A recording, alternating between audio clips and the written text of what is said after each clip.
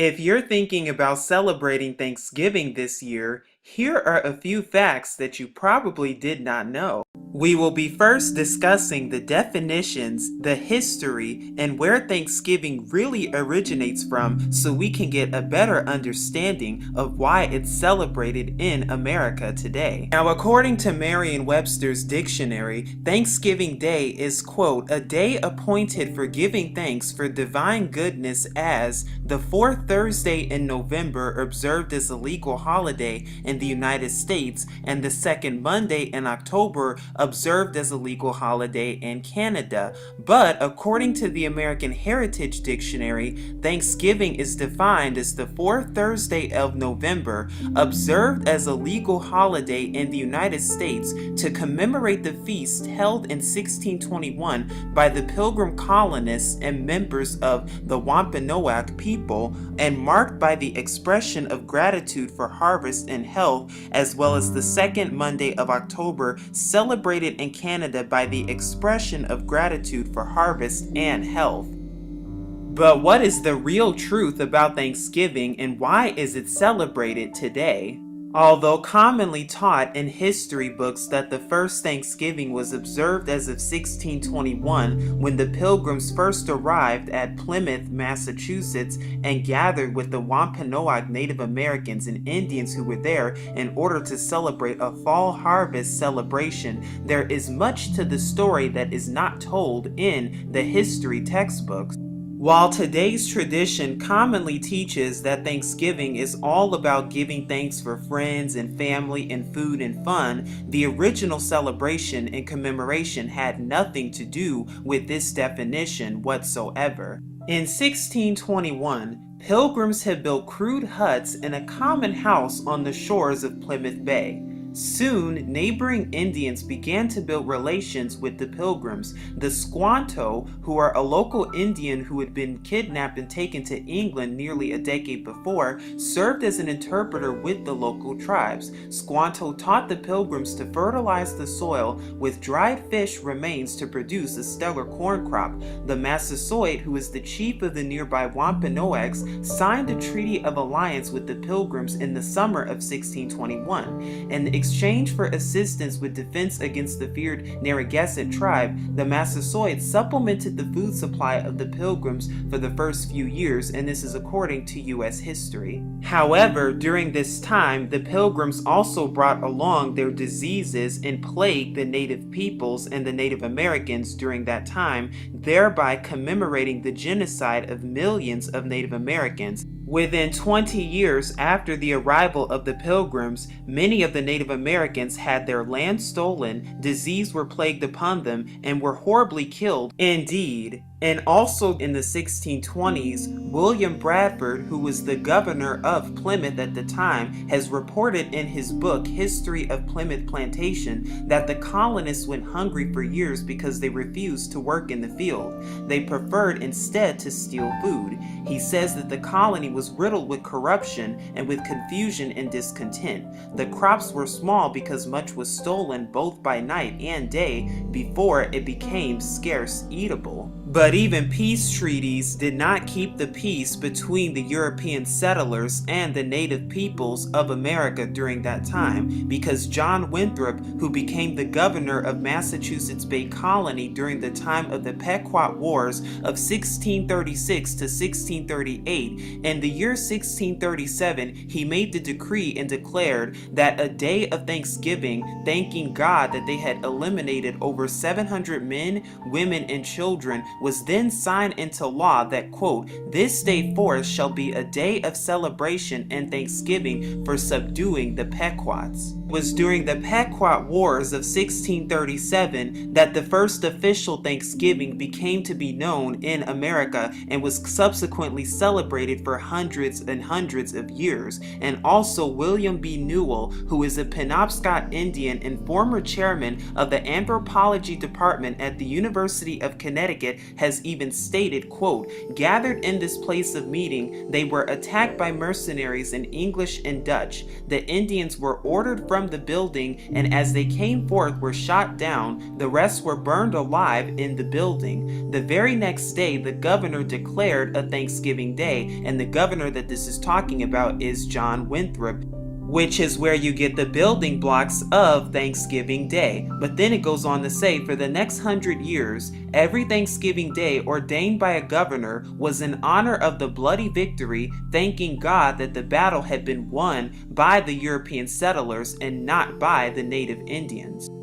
When you fast forward to the time after the Civil War, it was Abraham Lincoln who finally officiated Thanksgiving Day to become a national holiday in America on the fourth Thursday in November. And the origin of this day being chosen comes from the woman by the name of Sarah Hale, who's also commonly known as the mother of Thanksgiving during the time of Abraham Lincoln. And she's also the author of the commonly known nursery rhyme, Mary Had a Little Lamb, and she said, quote, "The last Thursday in November was suggested because then the agricultural labors of the year are generally completed, the elections are over, those autumnal diseases which usually prevail more or less at the south have ceased, and the summer wanderers are gathered to their home."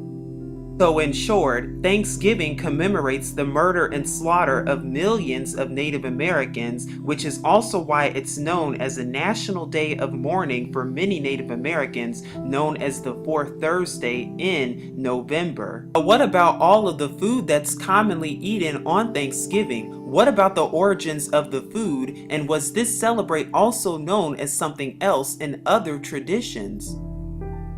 For thousands of years, festivals for giving thanks have been taking place in many locations worldwide. In ancient Greece, when the underworld god Hades abducted the young maiden Persephone, her mother Demeter would not feed the world, and winter came upon the land. When Persephone was restored, an elated Demeter gave the gift of agriculture to mankind. The Greeks believed that because of her, the earth provided the bounty that it did. Honoring her with offsprings and ceremonies would promise a new and fresh harvest each year. The holiday dedicated to Demeter was called Thesmophoria. Demeter was also called Thesmophoros because she gave certain Thesmoi laws to mankind.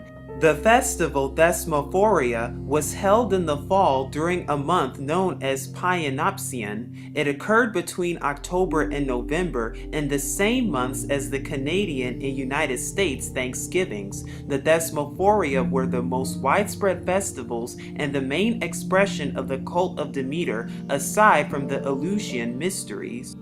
During this 3-day festival, men were not allowed to celebrate or attend whatsoever. It was all women. And during the 3 days, this is what occurred. Day 1 was commonly known as Anodos, or the Ascent, in which women set up camp in order to honor Demeter, the god of agriculture in Greek mythology. And then day 2 was commonly known as the Fast, in which women mocked each other. And then day 3 was also known as Kalagenia, which is also known as fair offspring, and during this time was the torch-lit ceremony.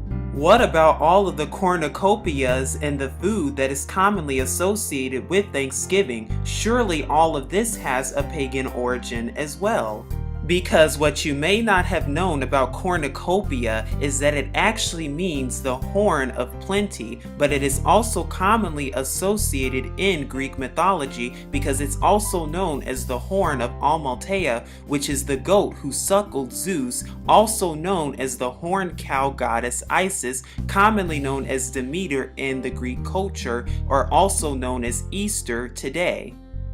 And so the cornucopia gives homage to the Greek goddess Demeter and represents horn of plenty as well as agriculture and harvest. In ancient Rome, corn represents Ceres, who is also known as the corn goddess of agriculture and crops. The turkey itself symbolizes Mother Earth and harvesting, along with rebirth, agriculture, and fertility. The pumpkin was a commonly used symbol to denote sun worship in ancient tradition. And you're probably wondering where the food stuffing originates from and why it's even called stuffing. Well, when the ancient Romans, what they would do is they would stuff animals inside one another and eat them all. So they would stuff chicken inside of a duck, and then the duck inside a goose, and then the goose inside a pig, and a pig inside a cow, and they would cook the whole thing all together, hence the word stuffing.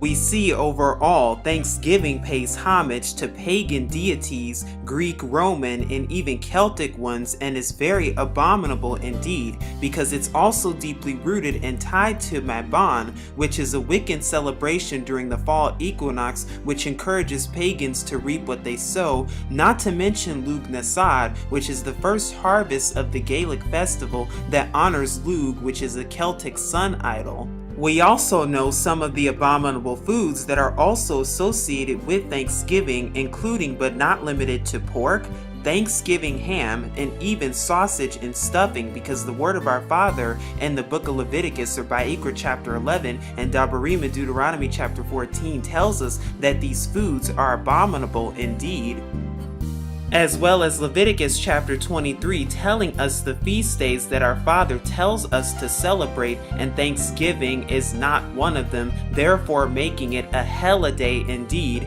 And Yirmiyahu, Jeremiah chapter 10 tells us that we are not to learn the way of the heathen whatsoever. The next time you're thinking about celebrating Thanksgiving, you'll know all of the reasons why you should not celebrate this Helliday whatsoever. And as always, please remember to seek Yahuwah and his true son Yahusha for even more truth. But this is Truth Unveiled here saying Shalom.